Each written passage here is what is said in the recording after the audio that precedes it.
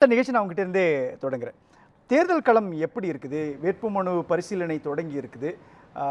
ஏறக்குறைய ஒரு 7000க்கும் மேற்பட்ட வேட்பாளருடைய வேட்புமனுக்கள் ஏற்றுக்கொள்ளப்பட்டிருக்கிறதாக தகவல் வருது. களம் எப்படி இருக்குது? யார் அரியணை நோக்கி நகர்றாங்கன்னு நினைக்கிறீங்க? அரியணை நோக்கி எல்லாரும் தான் நகர்றாங்க. 4 முனை போட்டின்றாங்க. அந்த 4 முனையில் 2 முனைக்கு தான் போட்டி. திமுகவுக்கும் அதிமுகவுக்கும் தான் போட்டி. அப்போ இதில் ஏறத்தாழ ஒரு சில இடங்களில் 2 பேருடைய மனுக்கள் மட்டும் அது ஏற்றுக்கொள்ளப்படவில்லை. மீதி எல்லா இடத்துலையும் எல்லாமே சரியாகத்தான் இருந்திருக்கு. அப்போ அதன் அடிப்படையில் பார்க்குற போது இங்கே அதிமுகவுக்கும் திமுகவுக்கும் தான் இப்போ இந்த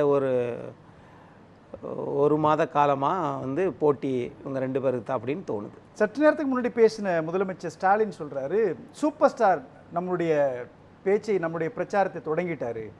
தேர்தல் அறிக்கை தான் சூப்பர் ஸ்டாரு.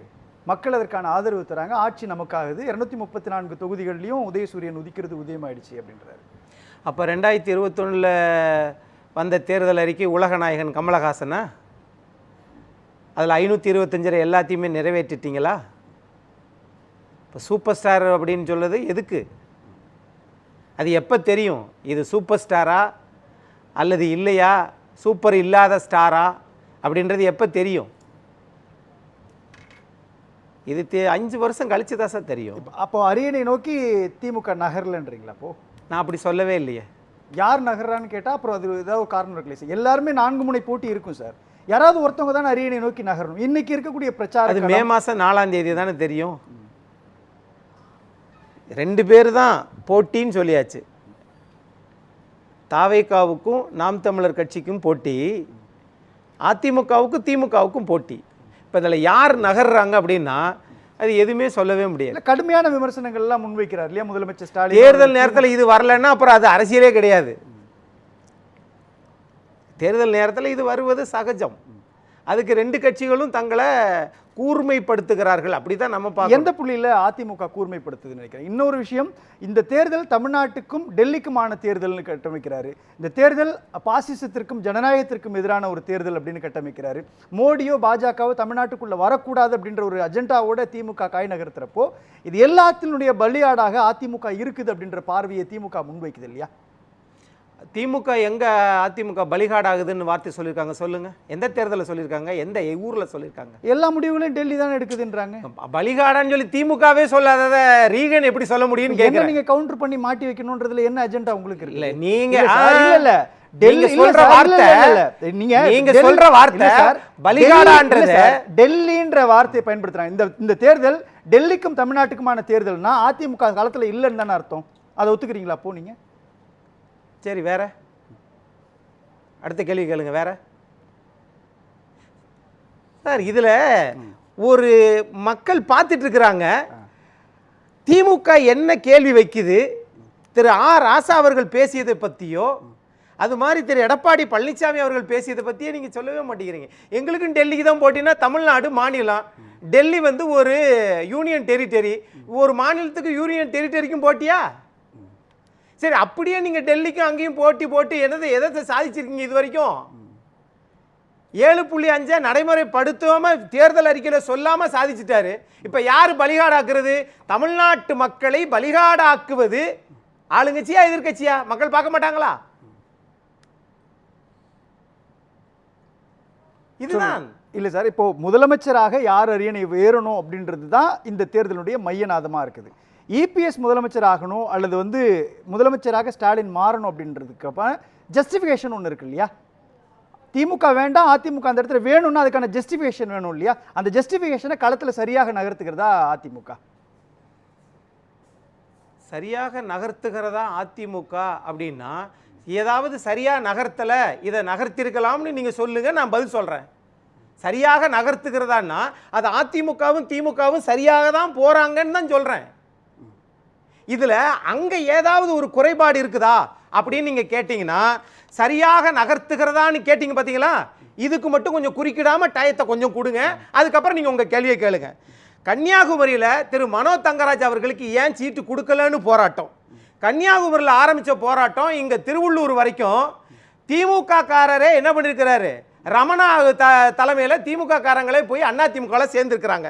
தூத்துக்குடியில உப்பளம் அந்த இதுல 5 கிராம மக்கள் கருப்பு கொடி காட்டியிருக்கிறாங்க அந்த அமைச்சர் மீது. யாரு? திருமதி கீதா ஜீவன் மீது. அது மாதிரி திருச்சியில அதே மாதிரி. அதுக்கப்புறம் கும்பகோணத்துல சாக்கோட்டை அன்பழகன் அவர் மீது 3 முறை எம்எல்ஏ அங்க அவரை தடுத்திருக்கிறாங்க.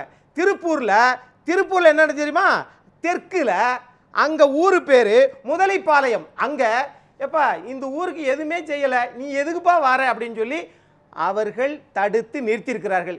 இவையெல்லாம் யாரு முன்னாடி போறதுன்னு தெரியுதா? இவ்வளவுதான். இன்னி அடுத்து கேளுங்க. இந்த புள்ளி இதே மாதிரியான ஒரு காரணி அதிமுகவுக்குள்ள இல்லையா?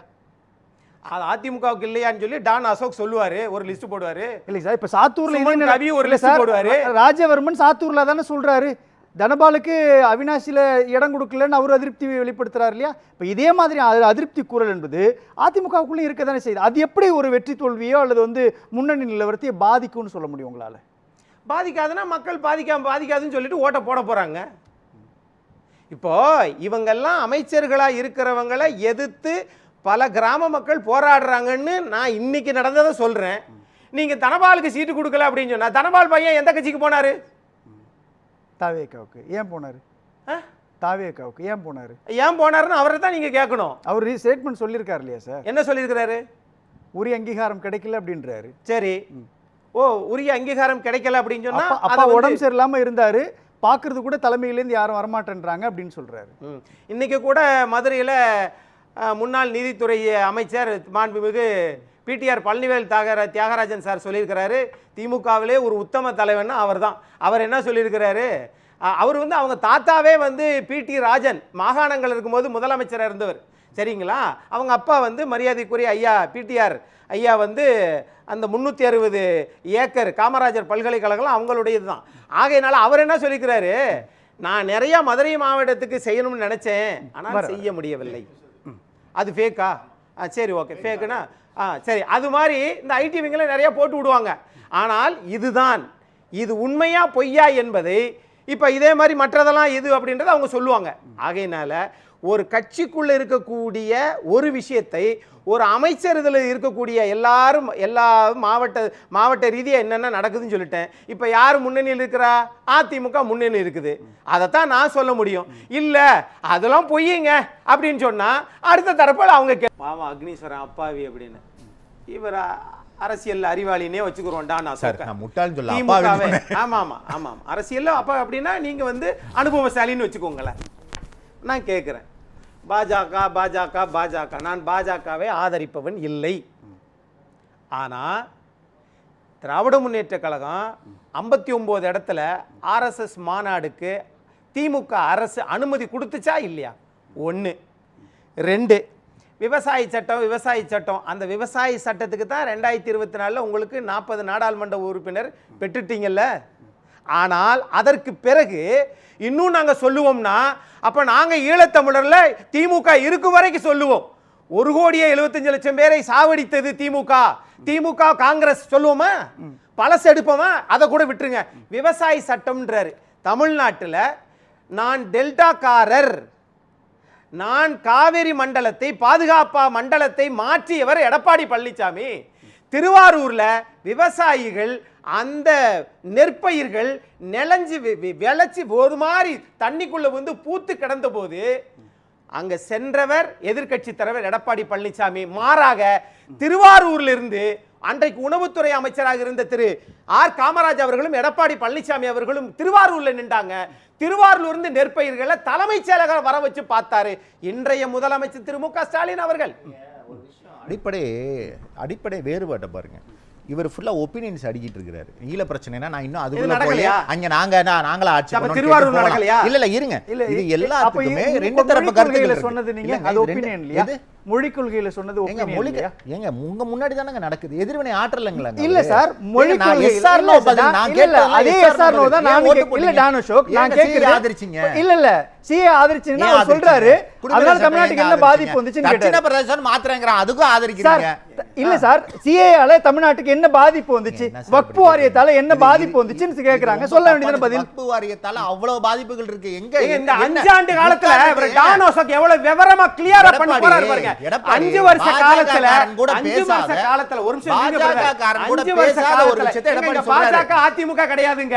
இங்க பாஜக திமுக 5 வருஷ காலத்துல ஒரு நிமிஷம். ஒரு என்ன பேச வருஷத்துக்கு விடுங்க, பேச விடுங்க. 31 நாள் ஒவ்வொருத்தவங்க, சட்டமன்றத்தை ஒவ்வொருத்தவங்க. கூட்டி இருக்காங்கங்க. பேச இவங்க விடுங்க. ஜனநாயகத்தை பத்தி பேசுறாங்க.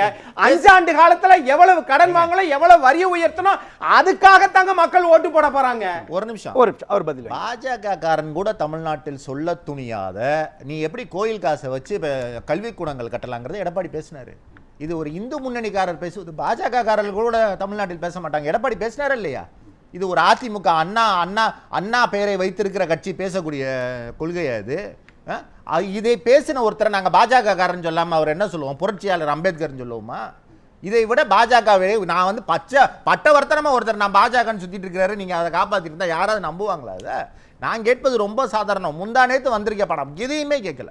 நான் கேட்பது ரொம்ப எளிமை. 6வதுல இந்திய 3வது மொழியை கட்டாயமாக்க வேண்டீங்களே, உங்களுடைய எதிர்வினை என்ன? எலெக்ஷன் தான் நடக்குது.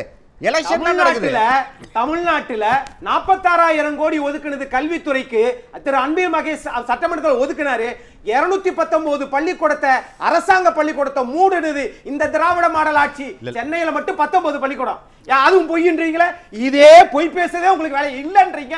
219 பள்ளமட அரிச பள்ளிக்கூடம் மூடிச்சா இல்லையா? இல்லன்றீங்களா? இதெல்லாம் மறைக்கிறதுக்கு தான் பாஜக. இங்கிட்டு எங்க திமுக பாஜகவோட கூட்டணி இருந்தா ஒரு கிலோமீட்டர் அதிமுக ஆட்சி விட்டு போகிற போது 1 கிலோமீட்டர் மெட்ரோ இந்த 5 வருஷத்துல ஓட்டி இருக்காங்களா, ஓட விட்டுருக்காங்களா? என்ன சார் இது? இப்படித்தான் இதை பொய்யை மறைப்பதற்காக எல்லாம் தூக்கி அங்கிட்டு போட்டுட்டு இவங்க வந்து ஆப்பா சரி ரைட்டு, சரி நீங்க வந்து ஆளுநர் தேநீர் இதுக்கு வந்து முதல் வருஷம் போல, 2வது வருஷம் போல, 3வது வருஷம் ஏன் போனீங்க? துணை முதலமைச்சர் ஆக்கணுங்க. இப்படித்தானே? இதுக்கு அப்ப மட்டும் பாஜக தேவையா? ஆளுநர் துணை முதலமைச்சர் ஆகிற ஆளுநர் என்ன அத்தாரிட்டி?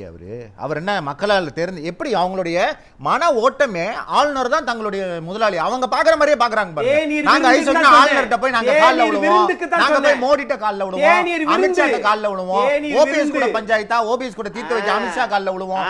அது இல்லங்க, உங்க ஜனநாயகம் இருந்தா தானே நீங்க அந்த பிரச்சனை வரும். தமிழ்நாட்டினுடைய ஜனநாயகமே இல்லையா? தமிழ்நாட்டினுடைய ஜனநாயகத்துல பிரச்சனை வரதான் செய்யும்.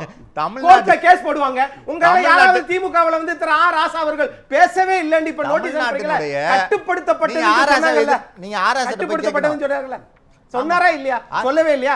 அதுக்கு ஏங்க திரு வைரமுத்து அவர்கள் வந்து கவிதை வடிக்கிறாரு? அவர் திமுக காரரா? சம்பந்தமே இல்லாம என்ன பேசிக்கிறாரு? ஓ அவர் சொல்லவே இல்லையா? டாபிக்கா என்னவோ பேசிக்கிறாரு, நீங்க அமைதியா உட்கார்ந்திருக்கீங்க. ஓ என்னவோ பேசிக்கிறாரு. ஓ வைரமுத்து கவிதை வடிச்சா என்னன்னமோ. கம்பர் வந்து கம்பராமாயணத்துல என்ன சொல்லிருக்காரு? வைரமுத்து ஆர் ராசா பத்தி வைரமுத்து பேசினா கம்பருக்கு ஓடுவோம். இதுதான் இப்படி சிரிக்கிறதா திமுக மாடல். இந்த ஆட்சியை திமுக மக்களை பார்த்து சிரியா சிரிக்கிறார்கள். பதில் இல்ல, சிரிச்சுதான் ஆகணும். சரி, தாண்டி இங்க வந்து திராவிட கட்சிகளான அண்ணா திமுக திமுகவுக்கு தான் போட்டி அப்படின்னு தான் நம்ம பார்க்குறோம். அதைத்தான் மக்களும் சொல்லியிருக்காங்க. அந்த மக்கள் கருத்தை நான் ஏற்றுக்கிறேன். இங்க எல்லா பாவம் ஒருபுறம் பழி ஒருபுறம் மாதிரி ஆட்சி அரசாங்கத்தில் இருப்பது திராவிட முன்னேற்ற கழகம். இதுக்கு முன்னாடி 39 எம்பி, இந்த தடவை 40 எம்பி. ஆனால் திரு எடப்பாடி பழனிசாமி அவர்கள் இதை கேட்டார்களா? கூட்டணியில் இருக்கிறீர்களே அப்படின்னா அப்போ அரசாங்கத்தில் யார் முதலமைச்சராக இருக்கிறது? நீங்கள் தானே இருக்கிறீங்க. இது ஒன்று. இன்னொன்று, நீங்கள் கூட்டணி வச்சுட்டீங்க. நண்பர் சொன்னார், நம்முடைய சார் வந்து சொன்னார், என்ன சொன்னார்னா, அதாவது அந்த கடாட்சம் கிடைக்கும்.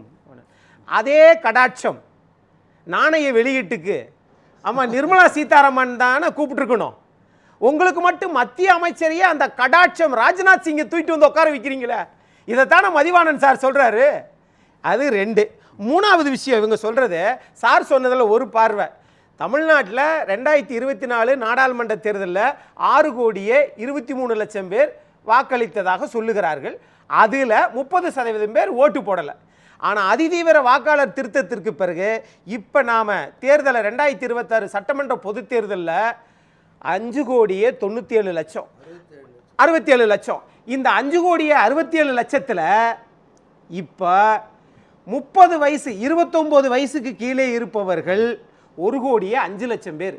ஏன் சார் இந்த 1,05,00,000 பேர் வந்து தாவேக்கால மட்டும்தான் இருக்கிறாங்களா? அதிமுக இல்லையா?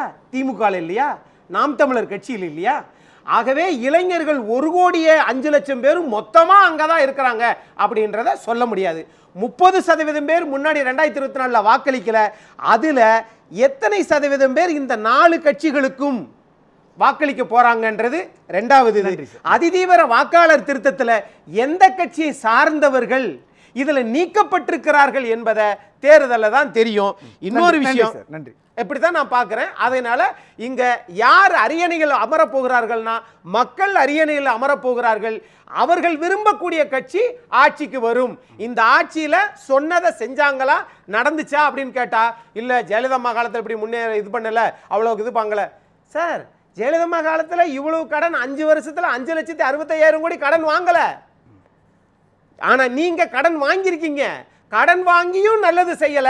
150% சொத்து வரி, 52% மின்சார கட்டண வரி ஏத்திட்டு இல்லைங்க எங்களுக்கும் பாஜகவுக்கும் எங்களுக்கும் டெல்லிக்கு தான் போட்டினா இந்த போட்டியே திமுகவுக்கும் அண்ணா திமுகவான போட்டி. நன்றி சார்.